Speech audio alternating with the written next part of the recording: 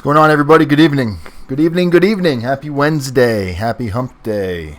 Happy middle of the week day. Whatever you want to call today.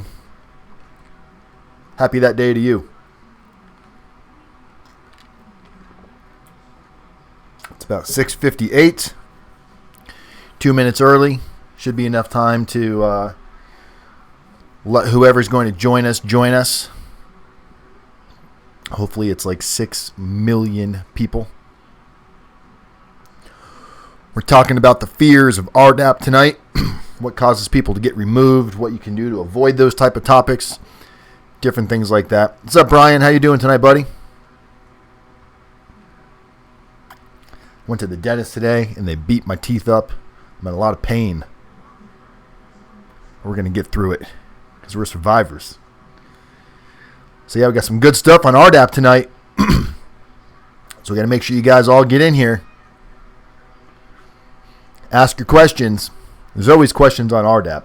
That's the one topic that I get the most questions about. Brian is fantastic. That's amazing. It's amazing news, Brian. It's always nice to be fantastic.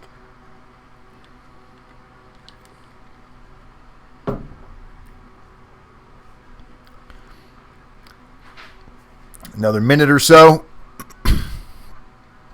Give you guys a little bit of time. While we're waiting, make sure if you haven't already subscribed to my channel, you do so. That's one of the biggest ways you can help support the community.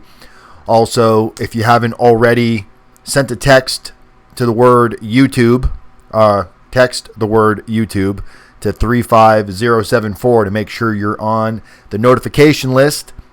Make sure you do that, because that way you get notifications of everything we do. And we're actually going to be running a special, not even a special, a contest basically, where we're going to give away some free services this month. And there's going to be a video, should be ready tomorrow for that. You are a star. Well, I'm a star in my own world, Brian. That's all that matters, right? In the small world of rdapdan, I'm a star. But thank you. It's made me laugh. Hey, Kimberly, how are you? Harvey, what's up, my man? Zach. Oh, geez. Oh, my God. What do we got Zach in here talking? Man, these people got no lives. All right, we put Zach back in timeout. I'm sure he'll create a new name. I think it's got to be the same person who just creates a new username every time and subscribes to my channel. Oh, he should wait till the room gets busier, right? And then come in and post some nonsense to get some reactions. He's been put in timeout. Is everybody having an amazing week so far? I hope you guys are. We got clients that are getting ready to get sentenced. We've got clients that are getting great news. We got clients that are getting information back from their pretrial probation officers, telling them all of the effort they've been putting in and the action-based programs that they've been involving themselves in have made headway. We've got people that no longer have to go on UAs. So guys, this stuff really works. You know, I'm not just making this stuff up. Makes a difference. Makes a difference. So make sure you subscribe, like, share, all of that fun stuff. Mick Lovin, what is up, my man? All right, so let's talk a little bit about Rdap tonight. It's one of the most common talked about questions that I get, especially from people that haven't really seen a lot of the videos, or they're just finding me now and they're getting ready to possibly enter into prison, or maybe even already in prison. Their loved ones want to know information about Rdap and what really goes on in Rdap. So we'll talk about at the end of the video what you got to do to get into Rdap, but we're going to talk about right now. We're going to kind of jump in and go backwards and talk about what type of things you should worry about and fear from Rdap. So one of the biggest things that you need to be, I don't want to use, I use the word fear, obviously, because it is a fear, but mindful is probably the proper choice of words.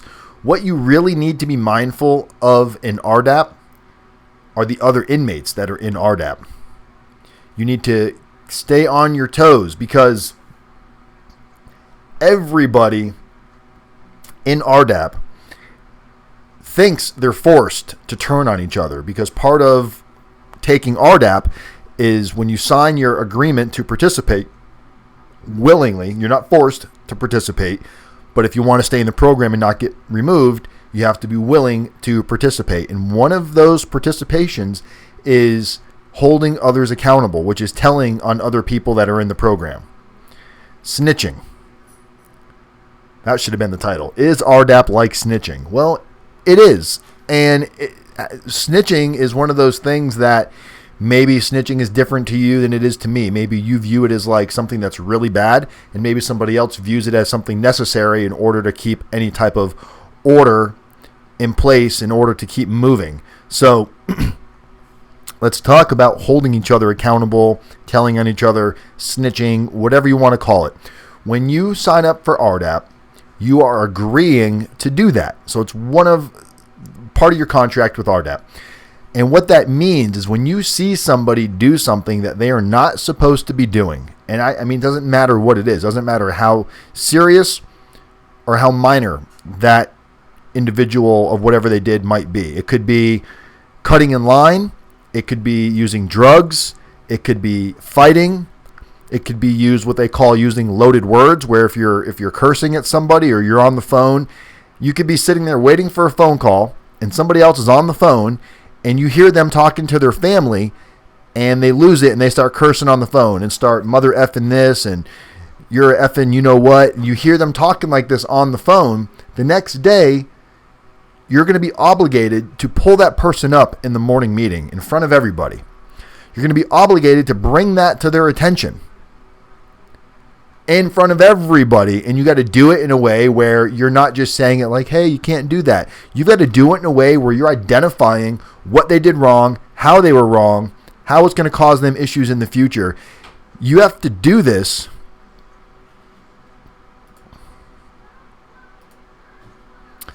in such a way that it can become intimidating and it can really start to bother the person that you might be doing it to. So imagine if somebody called your name in the morning meeting, you don't know it's coming, you didn't even know the person was watching you the night before, you didn't know they heard your phone call, and the next morning you're sitting there with 150 guys, and when they ask, does anybody have any pull-ups, somebody raises their hand and they stand up and they say you. They call your name and you stand up and they tell you, yesterday I heard you on the phone with your wife, and you started calling her a effing B, you were telling her she was no good, you were degrading her, and then they go through this and how this can affect you. Now, it's not that big of a deal when you get pulled up. It's only a big deal if that behavior pattern continues, or if you're really far into the program and you're still making those kind of choices, it can become a big deal. Or it can become a big deal if somebody brings it to your attention in the morning meeting and you react poorly, where you're like, no, that's not what I said, and you misunderstood me. If you start trying to defend yourself at the moment of getting pulled up or getting told on in front of everybody, you're going to get shut down. So many people are going to jump in and chime in and say you're mollifying, you're making excuses, you're not hearing what he's telling you because you're so concerned to defend yourself right now. You need to accept, even if you didn't do it, they make you accept it. So it's pretty intense. Pretty intense. So you have to really be careful of what you say around other people, because everybody loses their temper from time to time and says things that they don't necessarily mean, or they don't, they're not trying to hurt somebody, but these type of things happen. So it's going to happen. You're going to get pulled up for that. You got to watch out for everybody. There's cliques, because people know they got to pull people up. So you're going to have cliques watching other cliques, and they're going to say, all right, let's target this guy and let's wait for him to everybody watch him. Everybody for the next week, everybody pay attention to what like these 3 different guys are doing. And if you catch them doing anything, bring it back to the group, and then we'll make a pull up for them. I mean, it's insane. It's like something they should make a TV show out of it, because it would probably be extremely entertaining. So you got to be careful of that. So what is the number one thing that will get you removed from RDAP? There's a couple of them. So one of them, I would say these 2 things are probably back to back. One's not more important than the other. These will immediately get you removed from the program. I don't care how far you're into the program, it will get you kicked out like that. The first one is fighting. If you are caught fighting, Hey, what's up, Johnny? If you are caught fighting, this is good for you, John, because I know you're looking to get into Rdap, so make sure this, actually, I kind of doing this video for you, and we're going to talk a little bit about your situation at the end of the video, getting into Rdap. So if you get caught fighting, making violent threats to anybody, and it's seen, witnessed, brought to the attention of staff, you are gone. Rdap is done. It doesn't matter if you've got 2 days left in the program to graduate. You are done. So if somebody steps up to you and starts with you, pushes you around, starts calling you names, antagonizing you, even puts their hands on you, if you fight back, you're still fucked. You're getting removed from the program. So if something happens and you're feeling like a situation is steaming, you have to immediately remove yourself from that situation. Immediately. Because if you don't, it's going to be devastating.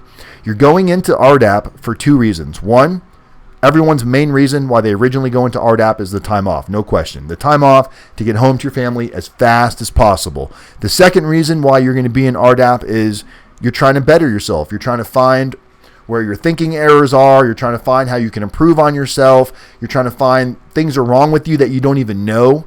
There's things that are called in your blind. You have issues, maybe problems with people or the way you see yourself or how you view others and how you communicate. And you don't even know it's an issue yet because it hasn't been exposed or people haven't brought it to your attention enough. Well, in Rdap, whatever you struggle with is going to get brought to your attention. No question. So if you're the type of person that doesn't like people talking bad to you or talking shit to you and you can't handle somebody saying some negative stuff to you to push your buttons, you're going to struggle, man, because you're in a program that is designed to see how you react. That's the whole experiment of Rdap, is they want your buttons to get pushed because they want to see how you're going to react.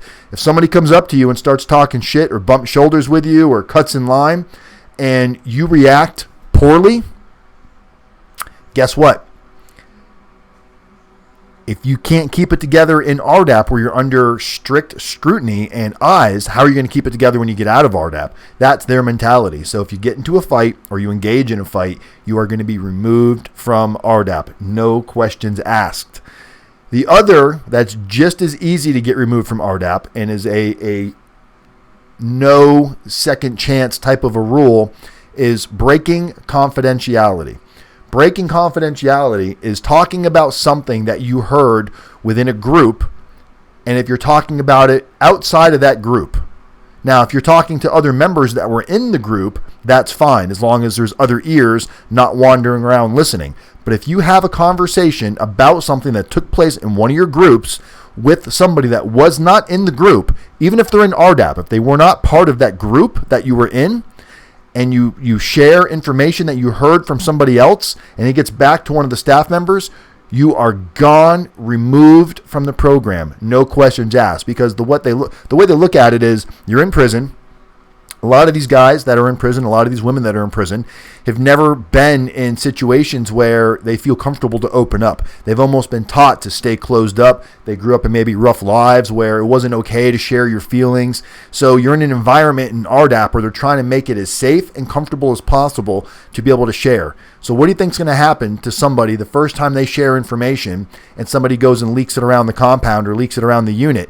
They're going to shut right back down. So in order to maximize the ability for somebody to feel comfortable talking in this group setting, it's a big deal for it to stay confidential. And if you break that confidentiality and it's found out that you break it, even if it's on accident, even if it's not due to bad intent, even if it's just you, maybe you're in the chow hall talking to somebody that wasn't in Rdap, another friend of yours, and you're just like, man, I can't believe what happened to this guy when he was a kid. You know, he was molested, or his daughter got molested, or, you know, he watched his mother get raped, or he watched his mother do drugs, and he grew up like that. I can't imagine living a lifestyle like that. Just saying it out of like almost like a compassion, like that's so horrible to hear these kind of stories. You sharing a story that you heard, and maybe your heart's in the right place where you really do feel for this guy, but because you're talking about it to somebody that's not in the program, and it gets back, you're gone, removed from the program. I saw it happen to a really good friend of mine that was in Rdap. He's actually one of my mentors. I've talked about him before to you guys. His name was Billy. And he was in Rdap before me. I met him after he was already kicked out. And the guy had the most upbeat, positive attitude of almost anybody I ever met in prison. Even when he got removed from the program, he did not allow that to fuck with his spirit and his mentality. He knew he was wrong. He took it on the chin. And that's when I tell you guys, when you have all these tools, it's easy to use these tools and everything's going great. But what happens when something bad happens?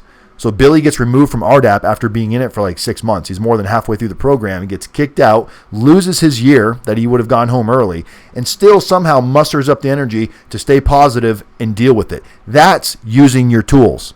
Anybody can do the right thing when it's easy, but you're going to do the right thing when it's hard. Once you find yourself doing the right thing when it's hard, you know you've accomplished something.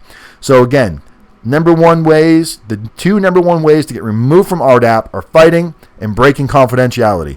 If you've got any questions on what that means, breaking confidentiality, what that consists of, message me in here, leave it in the comments, shoot me an email, text me, whatever, and we can talk more about that. Some other ways that you can either get removed from the program or set back in the program, it's where you get recycled like 90 days back, is a couple of ways. So one is if you're not making progress through the program at a pace that they feel is necessary for you. Everybody might progress at a different rate, but everybody's expected to progress to some extent. People move up in different, not everybody's moving at the same speed, so your expectations might be higher than what they have for me. If you're somebody that's maybe higher educated, they might expect a little bit more out of you. So they're going to have set standards, set bars that they place on you that they're going to keep micromanaging you. And if the staff is coming up into you and saying, hey, you're not participating enough in content group, or you're not participating enough in process group, that's them giving you basically a warning, letting you know, hey, you need to step it up. But if you just disregard that and pay no attention to it, it can cause big problems, because now they're going to say, hey, you're just not progressing. People are bringing it to your attention and you're not doing anything about it. If you're not engaging in the community, if during non-treatment hours, and when I say non-treatment hours, so treatment hours is basically, what's up, John? Treatment hours is basically from 7:30 in the morning till 3 o'clock in the afternoon. Okay, those are your treatment hours, so to speak. After treatment hours, we'll call it from 4 o'clock to bedtime. That's when pretty much it's your time to do it, mostly whatever you want, go to eat dinner, walk the yard, watch movies, whatever it is you want to do. But if during non-treatment hours, if you're just laying in your bunk and you're not engaging in the community, it's a good chance that somebody else in the community that's focused on you, that has targeted you, they are going to pull you up in a morning meeting and they're going to say, hey, Mr. Goff, we noticed you're not participating outside of treatment hours, and I think this is it's going to cause you to fall behind in the program because you're not allowing yourself to share and experience and engage in the community. And once that focus is on you, it's real hard to get out from underneath that spotlight, guys.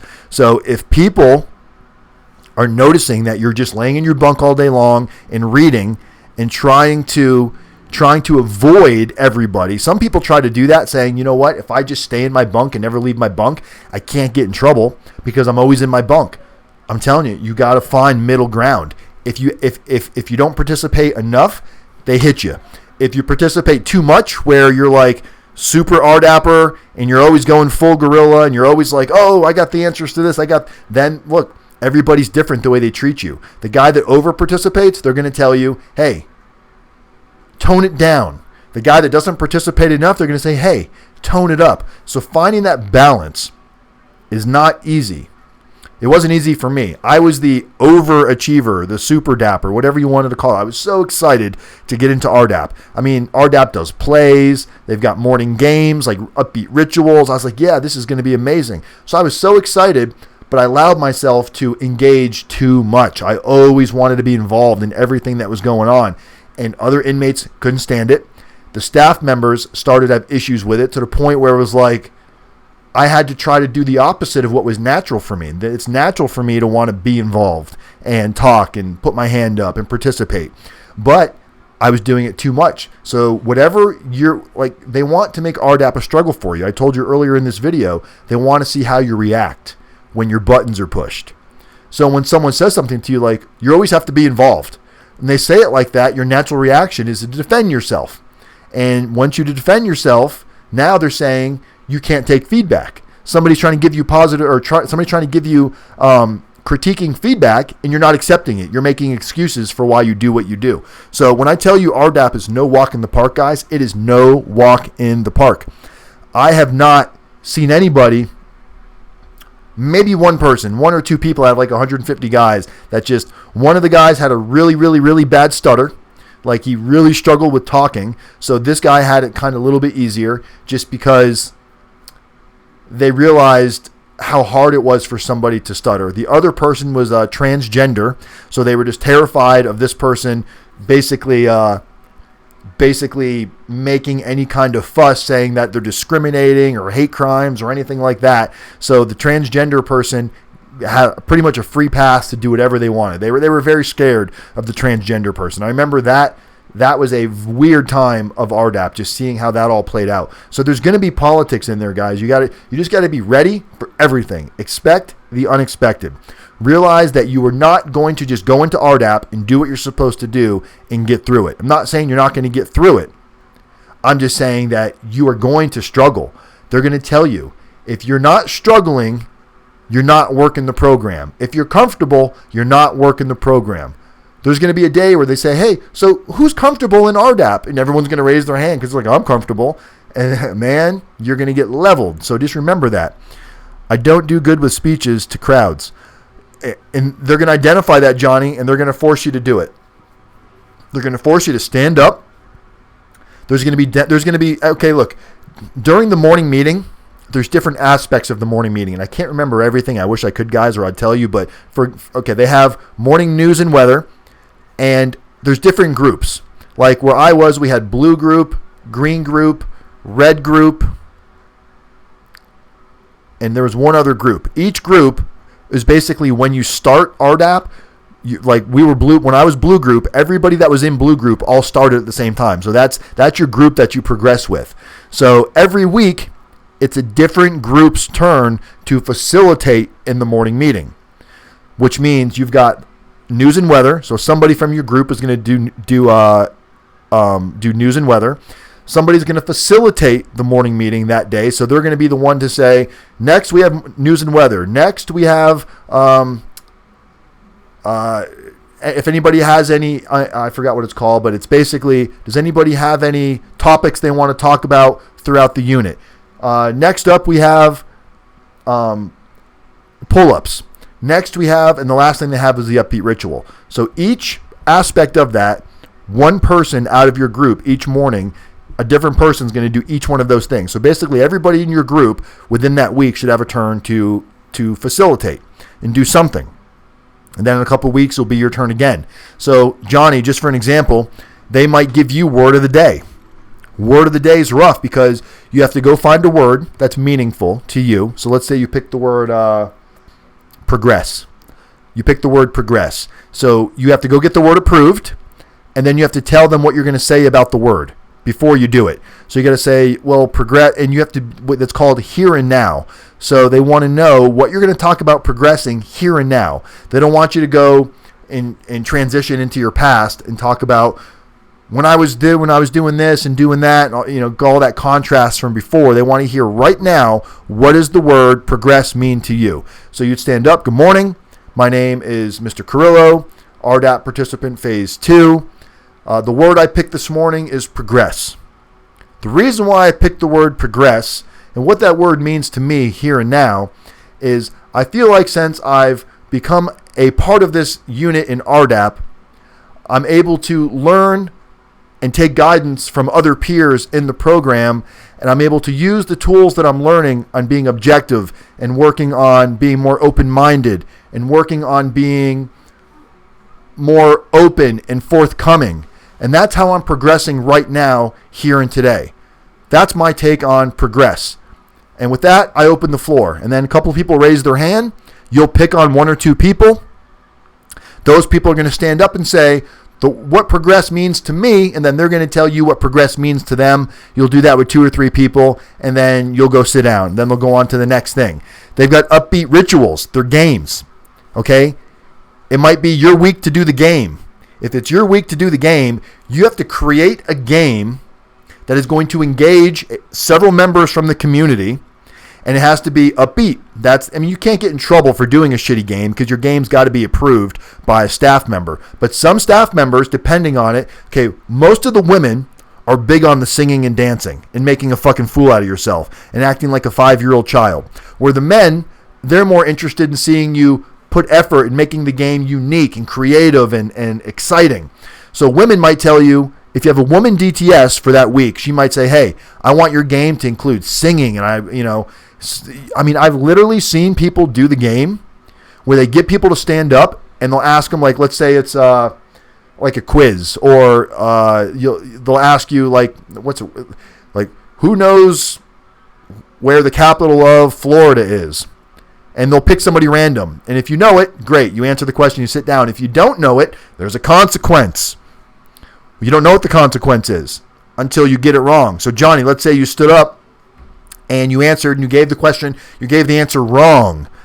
And then they'll go, all right, we got to give you the consequence. The consequence could be something as crazy as bringing you up to the front of the group, and they're going to tell you, in your best baby voice, we want you to act like you're a train or a bus, and we want you to sing, the wheels on the bus go round and round, in a baby voice. For some people, no big deal. Some people that are not okay with being humiliated are going to struggle with that. They're almost going to say, no, I'm not going to do it. And if you refuse to do it, you are in trouble from the staff. So your option is you got to stand up there and make a fool out of yourself and sing it in a baby voice, the wheels on the bus, or Twinkle, Twinkle, Little Star, or they make you dance. They're going to say, for the next 30 seconds, give us your best dance moves up and down the aisle. This is the stuff that they do. And it blew my mind when I got there and saw this. And I'm not one that really struggles with like going out in public and doing things. And that was a little bit hard for me. I literally would see guys that would not do it. They're like, I'm not doing it. Now, the male DTSs, when it was your week with them to have the game, they would flat out tell you, no singing and no dancing, because they don't like to see people humiliated. Now, one of the attitudes the 8 attitudes in Rdap, one of them is humility. You have the 8 attitudes. It's honesty, humility, gratitude, open-mindedness, caring, objectivity, willingness. I can't remember what the last one was. Honesty or something like that. So the point that the female DTSs want you to make a fool out of yourself is you're practicing humility. Now, I get it. I get the concept. If you're not comfortable in public and you're not comfortable talking and saying things out loud in front of people and doing things that you know people are watching you and you feel your heart racing, you feel your sweat coming, that's because you're not comfortable being humiliated. And the thing is nobody cares. At the end of the day, we all have to do that shit. We all have to sing and dance, do something stupid at some point. No one is going to tease. They might tease you, fun teasing, like you tease your buddy, but no one like after is going to go, oh my God, you look like such, I can't believe you. No one's going to say anything like that. It's in our heads. So getting past that and realizing it just is what it is. And I got real comfortable with it. They called me the game master. Like a lot of the other guys in the units, when it was their week to do the game, they would come ask me if I'd help them create a game, which Rdap encourages that. Community's method. People helping people. Same motto I got. I stole it from them. Not going to lie. So helping people create games is great. If you're good at that and you have fun with that, it really, really, really helps because it can... Oh, the dogs are crying. Because it can help you in the community. Helps you with other staff members. If they see you engaging like that, you might get what's called positive praise in the morning meeting. They might say, does anybody have any positive praises today? One of the inmates might stand up and say, I would like to give Mr. Wise a positive praise. For the last several weeks, he's been helping different people preparing their games, putting a lot of time and effort of his own time into this. And for that, Mr. Wise, I want to give you a positive praise and tell you that you're appreciated. It always feels good to get a positive praise. But Rdap is just, man, you'll be flying high a couple of weeks and all of a sudden something will happen and you get like slapped and it turns you on your ass and you don't know what just happened. So you have to always be on your toes and realize that the minute you think you got RDAP all figured out, that's the minute that you get pummeled. You get pummeled, and it hurts. And it hurts your ego, and you feel like, oh my God, I'm going to get removed from the program. Oh, they have something called team. So every week, and this isn't team in prison. This is a different kind of team. This is a team where maybe they don't think you're progressing good enough, so they bring you into a team where it's all the DTSs and the coordinator, and they basically bombard you with where you're at, what you're struggling with, what you're doing to work on it. You bring one of your peers with you, somebody within your group, and then you also bring like your big brother. Your big brother is somebody in a group higher than you, and they have to give you feedback in this team meeting. Now, in this team meeting, a couple of things can happen. They can give you a warning. Team meetings are usually never good. If you get called for a team meeting, it's scary. You either get a warning, you can get recycled, which is set back, and I've seen it happen every week. Somebody gets recycled and set back 90 days, or they flat out remove you from the program. I've been in several teams, not getting teamed, but I've been in there for other people getting teamed, where somebody would ask me to come into team with them to give them feedback during the team. That's the one thing everybody knew about me, is I wasn't out to hurt anybody. But I was fair. I would give you fair feedback and tell you how I really see it, kind of like how I do in here with you guys. If we see a character flaw in somebody, we got to point it out, right? Because that's what I'd want you guys to do with me. If you see me doing something that I shouldn't be doing, tell me about it so I can not keep making that same fucking mistake. So by not bringing something to, like, let's say you keep seeing somebody do something stupid in RDAP. Let's see you see them, they're always cursing. And you don't want to bring it to their attention because you're like, I don't want to deal with that confrontation. Well, if you don't bring it to his attention, at some point, if it becomes a big enough issue, he could get removed from the program if he's not progressing. So by you bringing it to their attention early on, that's showing a lot of caring and helping for that person, because it might be uncomfortable right then and there, but that can make the difference of why somebody makes it through the program or doesn't make it through the program. So I hope you guys are remembering some of this stuff that we talk about. And even if you don't remember it all right now, when you get into RDAP, these little things that we're talking about, it's going to hit you like a ton of bricks in RDAP. You're going to remember these little triggers, and you're going to hear it, and you're going to go, oh shit, this is what he was talking about. And it's going to resonate with you, and you might be able to progress a little bit faster. So right now, you guys like my little chia pet. I'm throwing some seeds on you, but you're not going to get watered until you get to prison. So just be happy you're a chia pet right now. Rdap Dan's chia pets. I might get a chia pet and put it in the background now. We'll call it the Rdap pet. That is scary. You can lose your year off your sentence. Yes, it is. That's the thing. Who would take RDAP if they weren't giving you a year off? Nobody. Nobody. Because it's so intense. And when you get to prison, you're going to hear all the haters that are like, fuck RDAP. I would never take RDAP. Chances are they don't qualify. They can't take it. Whatever issue is, they can't take it. So they want to hate. Well, guess what haters also want to do? They want to fuck you up. So if they hear you talking about something that you shouldn't talk about, guess what? They might be that little prison snitch that runs in there and tells the RDAP coordinator. So you have to be careful of who you talk to and who you engage in conversations with while you're in prison, especially if you're in that program. I always used to run around going, high risk. If I was sitting down with a group of guys that weren't in RDAP, and our RDAP coordinator, Dr. Smith, extremely attractive, like understatement, extremely attractive. Young, light-skinned black woman. I mean, just extremely attractive. So you're in prison with a bunch of guys. You can imagine the thoughts that are going through their mind with these guys that have been down forever. So you'll be sitting at a group, and there will be guys in that group, and they'll know you're in RDAP, and they might say something like, yo, man, does Dr. Smith ever like bend over in front of you, and you can see her ass and stuff? And immediately, if you're in RDAP or there's anybody else in RDAP, everybody kind of like looks around like, who's listening right now? You're so terrified that somebody's going to hear that conversation and you're going to get in trouble for just being in it. So immediately, when somebody would say something like that, I would just go, whoop, high risk, I'm out of here. And people would laugh. And they'd be like, no, we won't talk about it anymore. I was like, and I would tell them, you guys can't fucking talk about that kind of stuff around me. You put me in such a fucked up spot because I could get in trouble for just engaging in this conversation and not telling you that. And they're like, yeah, my bad. Most people respect that. So don't fall and be the fool that's going to want to kick it with your friends and sound like the cool guy talking about Dr. Smith's fucking ass, because that will get you hemmed up and get you in some big issues.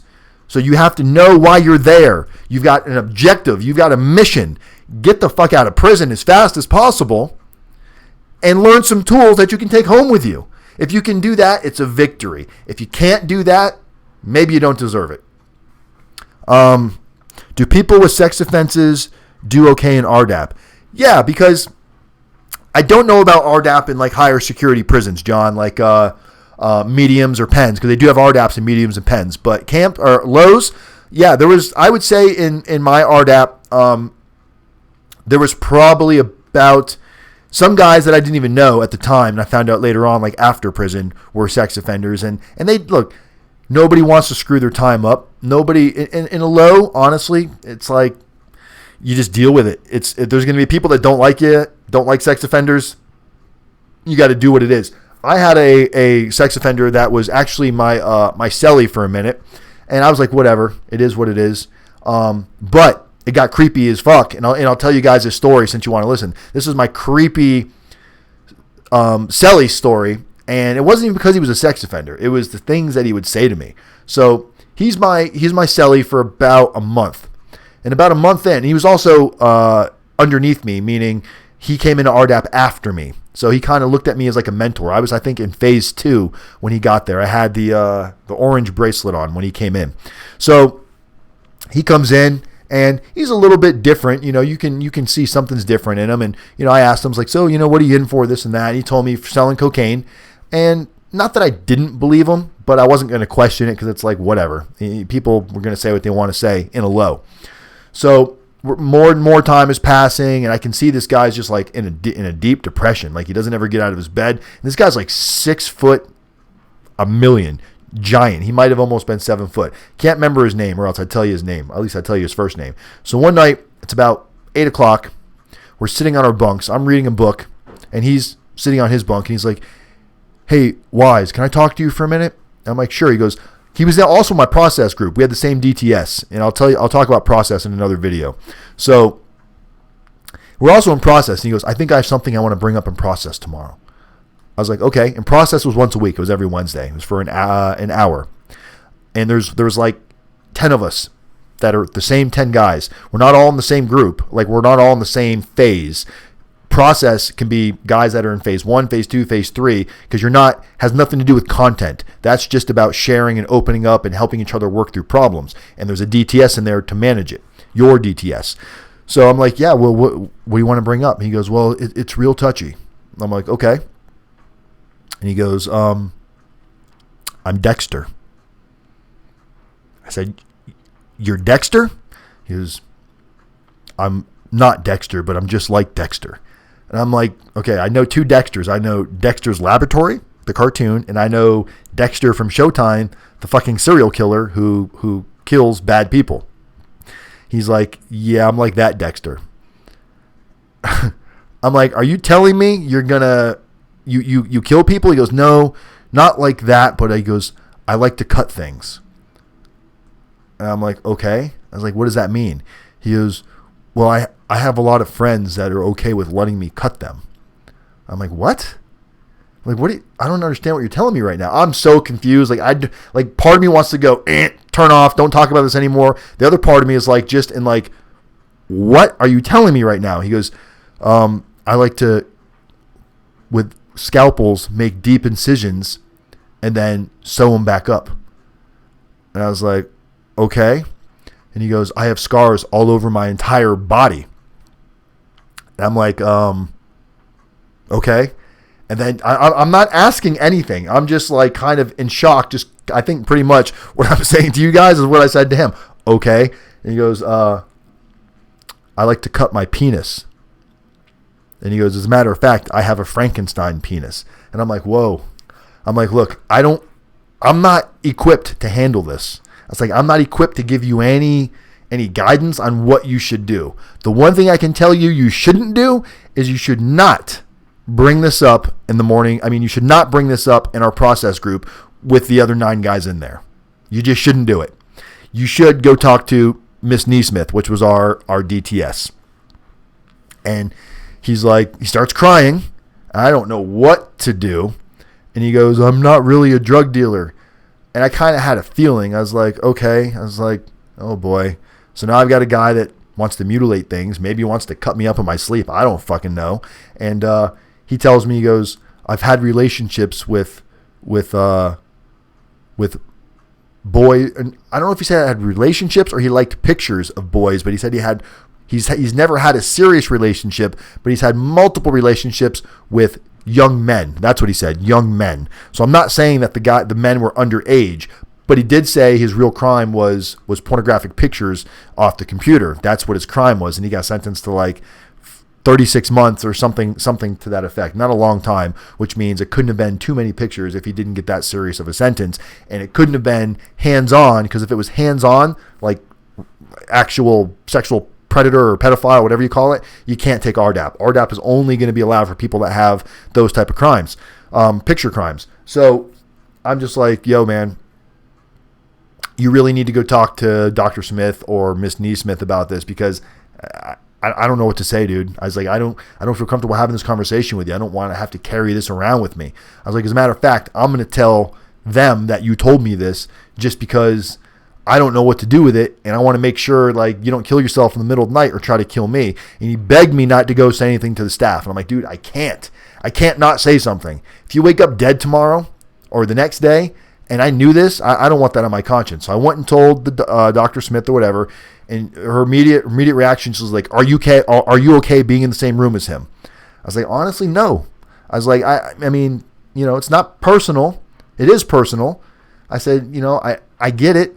I was like, but that's really strange to be told that he likes to cut up his friends and stitch them up, and then he's likes kids and stuff like that. So I said, I'm kind of weirded out by that. And I was like, I got daughters. I've got pictures of my kids sitting around. I was like, I just don't know where this guy's mind is. Man, they had me moved so fucking quick.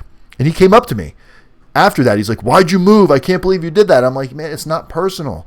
I was like, but you chose to share something, and you have to respect how that makes me feel. I don't hate you. I'm not going to if I see you walking down the hallway, I'm not going to be rude to you. I'm not going to be mean to you in group. I'm not going to go talk shit about you, but that's my personal feelings about it, and you got to respect that. If you can't, I don't know what to fucking tell you, but I just can't be your cellmate, okay? And that was that. Never really spoke to me again, but I'm telling you, prison's full of strange people. Not everybody's got the same, intent. Not everybody's got the same crime. Some people are, however you want to look at it in your own eyes. But yeah, so Rdap is a very intense situation, because you never know what you're going to hear in a group with people sharing, and he felt comfortable enough with me to share with me. And honestly, I'm glad he chose me versus some of the other guys that were in there, because some of the other guys may have had an issue with that. The fact that they've done some real time and been down for a while, and they know a different code in prison, may not have gone over too well, may have got spread around the entire prison. I never told a fucking soul, because I feel like if I would have told anybody, he might have hurt himself, and that shit would have been on my fucking conscience, and who knows, I would have been kicked out of the program. Who knows? Didn't want to be a part of that at all. So confidentiality, guys, it's a big deal in federal prison. I mean, in Rdap. So what else we got here? Okay, so now let's talk about things. We talked about all the stuff that can really get you messed up in prison. Let's talk a little bit about what you can do to not have these things happen to you. So the first one we talked about was your biggest fear in prison is probably going to be other inmates, because you know that they're out to get you in Rdap, and if you make a mistake, they're gonna fillet you. They're gonna open you up and get you in trouble. So your biggest thing you need to do is pick and choose who you're gonna decide to hang out with. Be very picky. Be more picky than you are in a relationship with the opposite sex. If you're picky about a boyfriend or a girlfriend, you need to be extra picky when it comes to who you're gonna hang out with in Rdap. You got to get to know their character. You got to get to know them. You got to know the type of people they're with. You got to see where they're at in the program, what they're doing when no one's looking. That's the thing. What are these guys doing when they're not RDAPing, when they're on their own time? Are they studying? Are they reading books? Are they communicating? Are they actively engaging in the community in a positive way? Are they mentor type status people? If they are, leech onto them. Suck all the life out of them. Become them. Take on their identity and until it becomes your own. Form the same habits they got. Practice, practice, practice.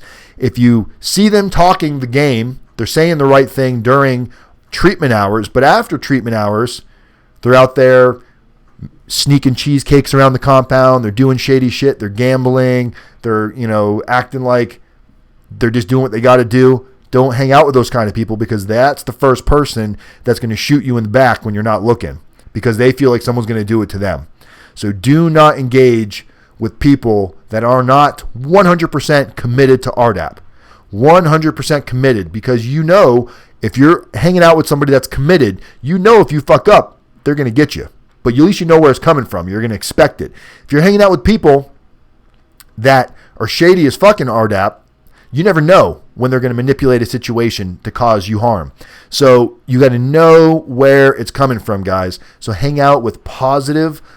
I'm not even going to say like-minded, because maybe you're not a positive person at this point. Maybe you're not the right type of person. Maybe you're not the person I would want to hang out with in prison. You need to become that person. You have to work on it and find where your inherent flaws are and be able to focus on those. If you don't think you have any flaws, I definitely don't want to hang out with you in prison. Because if you think you got it all figured out and you're not even there yet, and you're not in Rdap, and you think Rdap's going to be a walk in the park, I definitely wouldn't trust you in Rdap, because I know better, and you'll learn to know the same thing that I know right now. Now, maybe when you finish Rdap, then we can kick it. But know your surroundings, know who you're hanging out with, know how they are after treatment hours. That's the biggest time. Anybody can know what to do during 7 to 3. But what do they do from 3 to 10 p.m.? Because that's when the trouble happens. That's when people engage in the midnight madness, so to speak. So avoid those issues. Avoid those people. Don't associate with them. Don't eat lunch with them. Don't eat breakfast with them. Don't eat dinner with them. Don't go sit one-on-one and do anything with them, because you're putting yourself at risk. High risk situation. I should have a shirt. It says rdapdan, high risk. What else we got here? So participate. Doesn't mean you have to be Mr. Rdap, but you need to participate in the program. You got to force yourself to participate. What I used to do initially when I first got there is I said, I'm going to make myself participate once a week. I'm going to force myself to do something. Always have your hand up until you get your participation. Does anybody have any positive praise? Put your hand up. Have something planned for somebody that you want to give positive praise to. Does anybody have comments on news or weather or anything? Put your hand up. Participate. They make notes every time you participate. Even if you're not getting to participate because you're not getting called on, if they see your hand up all the time, that goes a long way too. They see that you're trying to participate, which is almost as good as participating itself. Make sure that you do at least one pull-up a month. Make sure you have something to pull somebody up on, and you want it to be treatment related. Something that you can give them good feedback on. What's up, Michael? Hey, Chris. Make sure that you're all areas that you know are required. And if you don't know what you need to be doing to participate, or you don't know what areas, go talk to a senior peer. Find somebody that's been in there for a minute. Find somebody who looks like they got their shit together. Find somebody that manages some of the classes, because there's a lot of after hours Rdap classes that are not mandatory, that are inmate ran, that it's like 101 classes. Word of the day, practice that, practice your pull-ups. They have little groups where they get together. If anybody wants to practice word of the day, come into my little group at 4:30 p.m. and we're going to practice word of the day to get you better. Go to these little classes, because it gets you more comfortable on what you need to do. And they give you pointers. They tell you where you went wrong. There's a feedback class. Take all these classes, because it shows positivity. I was running classes at the end. I was doing I think it was feedback. I was doing the feedback class on giving feedback after a pull-up. And a lot of guys just didn't know how to give feedback, and they were scared to raise their hand. So getting through that fear and doing the uncomfortable thing is what's going to get you through that program, guys. Super, super important. So that's really the main goal to Rdap for success, is participate and be honest. And just try. If you participate and you're honest and you try, the rest of it will fall into place as it needs to happen. But if you're going in there dishonest and you're manipulating the situation from the beginning, it's going to catch up with you. You cannot pretend to be somebody else for 10 months when you're living in a situation with all of these other men or women 24/7. If RDAP was only once a week, yeah, you could fake your way through it.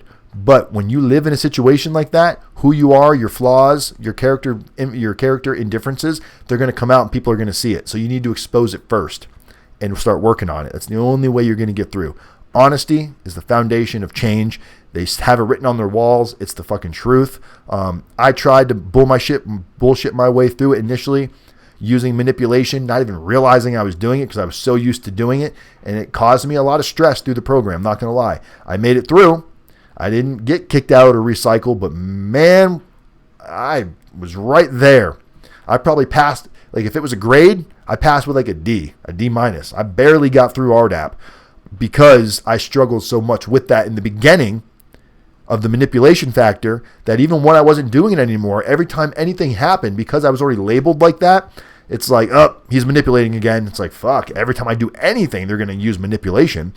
So whatever you get tagged with in the beginning, that carries through. So you're better off just like being super honest. That's what got me through RDAP was I never lied. I was always honest. When they caught me doing something stupid, I just owned it. It's like that's the only way you're going to get through it. And that has, since RDAP, since prison, that has got me through every situation I've come across. Just be honest. Don't avoid people. Be honest. Simple as that. Okay, let's talk a little bit about getting into RDAP because that's obviously where a lot of you might be right now. Your pre-sentence report, super important that it's in there, that you have information stating your substance abuse issues in your pre-sentence report. If you're getting ready to go have your pre-sentence report interview, they're going to ask you about your substance abuse. They're going to ask you when the last time you drank, the last time you smoked, when did you start drinking, when did you start smoking. If you freak out and say, oh, it's been forever because you think somehow that's going to hurt you or kill or maybe take them off you, have that take you off of pretrial or it's going to lengthen your sentence somehow. It's not true. What it's going to do is it's going to disqualify you from RDAP. And then it's going to make it really hard for anybody to be able to do anything to get you into the program. We've got a couple clients right now that they're in that situation where they don't have substantial information in their PSR stating their substance abuse 12 months prior to your indictment. That's the key. 12 months prior to your indictment. So if you got indicted today, you want to take today and go back 12 months. Within that gap, you need to have substance abuse stated in your PSR. If you say you were a drug addict 5 years ago, it's not going to count. Now, after you get indicted, if all of a sudden you tell them after the fact that you came up with like a marijuana addiction, that is going to be a struggle as well because that's after your indictment. It's got to be 12 months prior to your indictment, up to your indictment. So it's real. You got to be real clear on that. The best thing somebody can do is if they know they're going to be going to a PSR interview in the near future is pick up your phone and call me or text me or email me. You've got all my information on the screen. Phone number is 509-434-4695. Text me, email me, rdapdan@gmail.com, and we can discuss your options on what you can do to help yourself get into RDAP, guys. RDAP is amazing, has multiple benefits, the year off, the tools you're going to learn, how it's going to carry into your family life, how you can use it to help others in the future, not even realizing you're doing it just by being a better person. And RDAP has the tools to do that. But as we mentioned, there's a whole lot of turmoil and moving parts and pieces in RDAP to get to that end. The day I graduated RDAP, I swear to you, the day I graduated RDAP felt a million times better than the day I got released from prison. And I wasn't expecting that. I graduated RDAP, felt fucking amazing. 2 weeks later, the day I left from prison, didn't feel nearly as excited as I did when I graduated RDAP. Because once it was over, I knew it was over. And there was no more stress of wondering, I watched guys lose their RDAP with weeks to go. These were some shiny stars too. These were guys that were super dappers. They were teachers' pets. They could do no wrong. And man, they made examples out of them. It was like a beheading. It was like watching Superman just get gunned down thinking this guy's fucking invincible. and just watching shards of kryptonite just pierce them and level them and just gone like that. It was like, wow, they just either recycled these guys or removed them from the program last minute. And what that did was that sent that wave through the whole RDAP community, put everybody on edge, and that's what they wanted. Once in a while, they got to ruffle things up. So they'll take that guy that's on the top podium and remind him, you are in prison, motherfucker, and we can do whatever we want to you in here. Give me your RDAP back. And everybody else, let this be a warning to you to not get too comfortable and get too slick and think you're untouchable, because you're not. The message was received crystal clear. Nothing was ever received clearer than watching that happen. Some of them got removed, Chris. Some of them got recycled.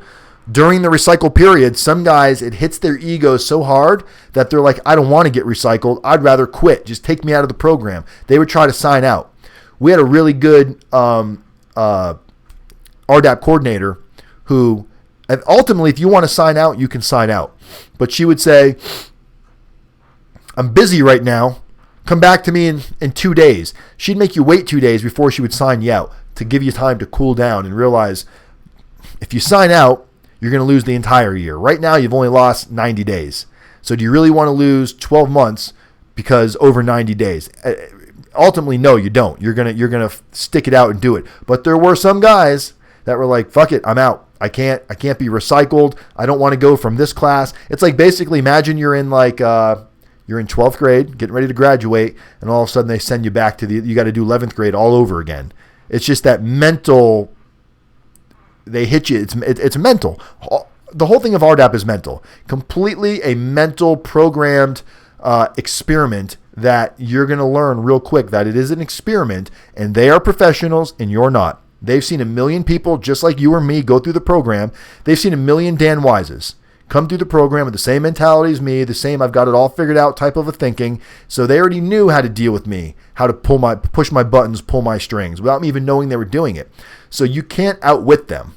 That's the thing, is people really think they're going to outsmart these people, and you're not going to.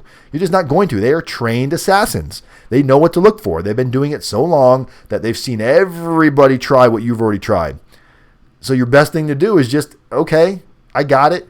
You are the motherfucking man, and I'm here to learn some shit, and I'm going to just do that. I'm going to learn some stuff, and I'm going to humble my stuff, and if you tell me I did something wrong, I'm going to look deep in myself to see what it is that you're seeing so I can see what you're seeing, because clearly you wouldn't be telling me that if you didn't see something. So I got to be willing to accept that feedback and be objective to it and not just shut it down because I don't want to hear it. That can be hard for us that have egos, and I was one of those guys. My ego was like on my shoulder. It was like a chip just sitting there going, I know everything. I didn't have the good angel going, no, Dan, don't do that. I had two devils on both sides, both just ornery motherfuckers that just wanted to run the world and think they had it all figured out. Man, I could have used an angel over there to tell the devil to go kick rocks, but I didn't. So it's not like the movies, man. RDAP is rough. I heard it's rougher in some spots than others, so maybe you'll get a lighter spot. But I can tell you, if you hit a rough spot, don't look at that as a bad thing. Look at that as you're going to get through this and you're going to learn some stuff. You're not just going to cakewalk it through and be the same idiot. Well, not that you're an idiot, but some of us need this, right? And if you don't get what you need out of it, what was the point? Now you're still going to make the same choices you were already making before. So that's about it. That's all I got on RDAP. Make sure your PSR, you got to know what's in your PSR, guys. You got to know what you're saying. So if you've got PSRs coming up, even if you haven't hired me or you don't think you can afford to hire me, call me. We can talk about your PSR. I can give you some pointers. It's not going to cost you anything for that. I've told all of you that. I've spoken to tons of you that are not clients, that just need some guidance, need a voice on the other end of the phone. Well, that's what I do.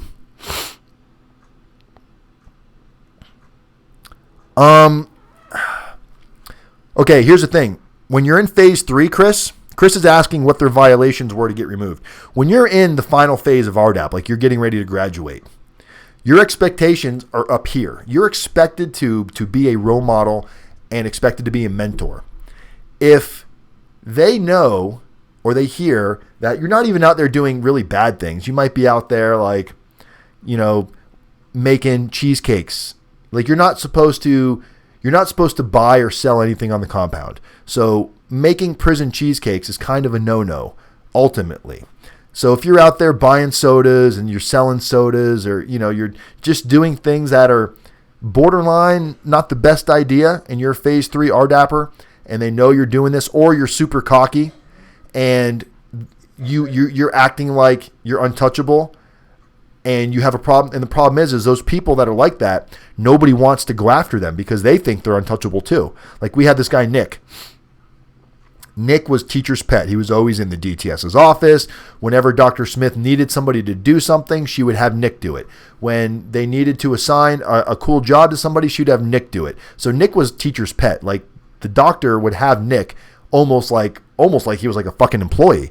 So people were scared to go after him because initially when people would pull him up, you would see the doctor protect him. She would almost protect it. And say, well, she would almost cut in and go, well, did he really do that? Where if it was somebody else, she would let it ride and let it go. So people would see this, and now they're like, well, fuck, I'm not going to pull him up because Dr. Smith is just going to protect him. Well, Dr. Smith, I don't know if she just had this planned, but in the end, we saw this attitude with Nick where somebody would give him feedback and he wouldn't accept it well. He didn't want to hear it. He would make his body language, he would make faces and his poor body language. And that's what he got recycled for, because he basically got recycled for saying the Rdap stated that he was not able to accept feedback. And being a phase 3 member, you should be able to take feedback. You should not be getting in your feelings and shutting down the way you were shutting down. And that's what he did. He got too comfortable, thought he was top shit. And when somebody called him out on it one time, he didn't deal with it well. And the whole unit saw it. He got exposed for the fraud that he was. That's what I'm saying, is you cannot pretend that long in Rdap. At some point, whatever fraud you're running is going to get called out. And when it does, everybody that was in your circle, fuck, they jump out. You're in that fucking boat by yourself. It's like the conspiracy that a lot of you are in. These were your friends, your family, your best friends, and now they're the ones fucking shooting holes at you. Same thing in Rdap. They fucking come at it. So it's a complete mindfuck. The problem is people get comfortable and complacent. That's the thing, is do not get complacent. Don't get comfortable. Don't think you have it figured out. That's when they catch you. That's when you get clocked. So yeah, guys, Rdap. That's my take on Rdap. Who's with me? Everybody go sign up for Rdap tomorrow. But yeah. So what do you guys think? I got my, you guys think of my new shirt? Federal Prison Coach, rdapdan. Subscribe now. I was very excited to get these. These are basically workout shirts, but I thought I'd wear it in tonight's video to show you guys. But again, make sure you guys subscribe. I hope you liked this video. I hope it was for anybody. Look, I can tell you right now, for anybody that's going to be possibly going into Rdap or trying to get into Rdap, this is a great video for that. This is probably one of the more detailed videos I've really done that is just on Rdap, at least one that I can remember. I know that I do a lot of the same videos over and over again. Me and Chris were talking about that yesterday, is after every few weeks, I'll kind of like recycle some of the information. But as Chris pointed out yesterday in a phone call, each time I talk about a similar topic, usually I'll talk about it in a little bit different of a way, where I'll add something that I didn't add before, something that I remembered this time that I didn't remember last time. I'm just telling you guys that there's an overwhelming amount of information that goes on in prison, and it's impossible to remember it all. It's like an onion. There's just a million layers. It's the same onion, but a million different layers, guys. So I hope this message reached all of you, and I hope you're able to get out of it what you need, because I want to see everybody succeed, but I know everybody's not going to succeed. So when you don't succeed, that's when you got to rise above it and allow yourself to take it on the chin and keep moving, guys, because that is when you know that you're making progress. There's going to be bad days between now and the time you get sentenced. There's going to be bad days from the time that you get sentenced to the time you go to prison. There's going to be bad days from the time you enter prison to the time you get released. There's going to be lots of good days, and the good days are going to be easy to deal with. But the bad days are when you have to try harder to not allow yourself to fall into that dwelling negativity, because that can eat you up and it can grab you to the point where you're not able to get away from it. So you've got to use the tools that you're learning or that you're trying to learn. You've got to pick up books. You got to pick up Tony Robbins. You got to pick up the Bible. You got to read positive messages. You got to get your mind going in that direction, because we talked about that before. Half the battle is the right attitude. The other half of the battle is, once you get that attitude, now what are you doing productive with it? And what are you doing when you have a bad day? And what are you doing when no one's looking? Are you that same person that you want to be? So that's pretty much all I could say. Guys, I appreciate everything you guys have done. Johnny, just like Chris said, I'm really glad you finally reached out, man, because, I know there's going to be some situations for you, and this is going to help you. We're working on your letters. I believe Shelly sent over what you needed for your wife to get started on that. So just do what you can, get it back to us.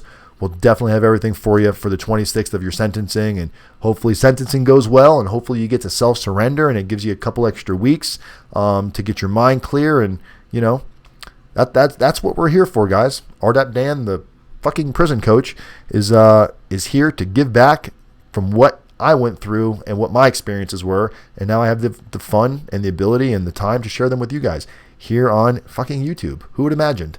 I remember YouTube back in like early 2000s, didn't understand what it was, and now it's my life, and I have a million new friends that I never had before, thanks to going to federal prison. All right, guys, hope you have an amazing night. Make sure you like, share my video, subscribe, text the word YouTube to 35074 to get put on the notification list. This way you don't ever miss anything. If you don't speak English, don't worry about it. You got to be able to speak good enough English, Johnny, and I spoke to you on the phone. You speak good enough. That's all. You just need to be able to do basic reading, basic writing, nothing. The RDAP is based on a 7th grade reading level.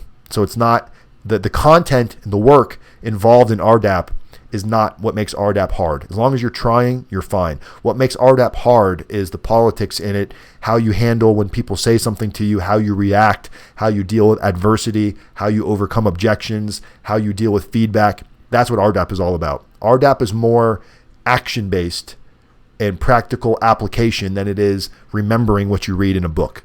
They're more based on practical application. They want to see you applying what you learn. So everybody learns at a different pace. So don't stress out about that. I saw guys there that could barely read, and they did fine because they tried. That's all they care about. Everybody moves at a different pace. All right, guys, if you have any questions, email me. Like I said, we're going to wrap it up. I love every single one of you. I'm Rdap Dan, and we've got some videos coming out this week. Me and Zach are going to be doing some stuff together. Make sure you guys, if you haven't checked out Win with Zach, if you didn't already subscribe to Win with Zach, please do it, because it's helping other people that are out there trying to give back to the community just like me. Zach went to prison. Zach puts out positive messages. So go like his channel, Win with Zach. Very simple. Me and him are going to be doing some videos together. I've got some other interviews with some lovely young ladies that have loved ones in prison. So look for all of that good stuff coming soon to a YouTube near you. All right, guys, have an awesome night. Rdap Dan, peace.